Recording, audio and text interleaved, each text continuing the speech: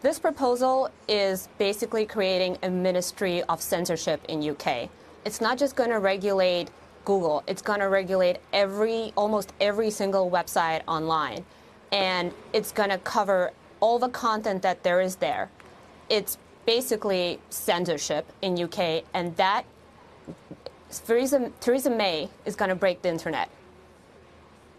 Wow, that's quite a big statement, Ash. I mean, it's a proposal at this stage. Pretty much everyone has been calling for some kind of way to accurately review content that is damaging or inaccurate because the tech companies haven't done enough. How do you get from that proposal to break the internet?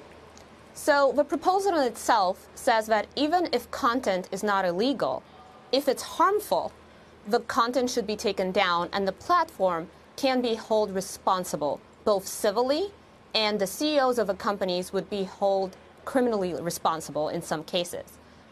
When you have a vague definition of what harmful content is, that means anything.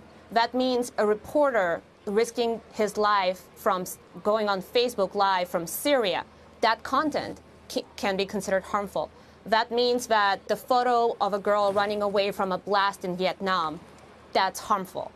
The way they're wording this is going to create self-censorships by the platforms, and then on top of that, government censorship. Isn't that always the problem with trying to regulate something like this? I mean, how can you properly even define what speech should be violated? Shouldn't be violated. Absolutely. Absolutely. There's always that struggle between speech and national security or whatever important values the society has. Here in the United States, we have a First Amendment, and the First Amendment says that private actors can do whatever they want with speech. Think Twitter for dogs. If you have Twitter and you want to only allow content that's dogs, that's okay. Now in UK, we don't have a First Amendment. However, that doesn't mean that these rules shouldn't apply there.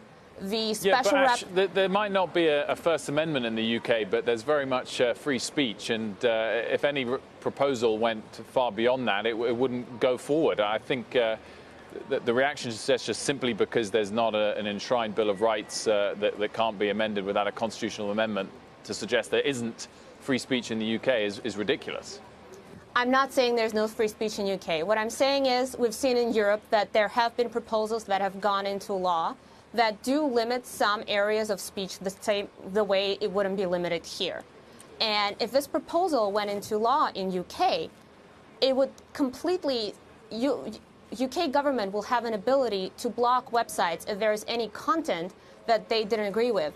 Laws like this, vague laws that say harmful content, you can be held liable for it, that's Russian laws, word for word. That's laws that are in China.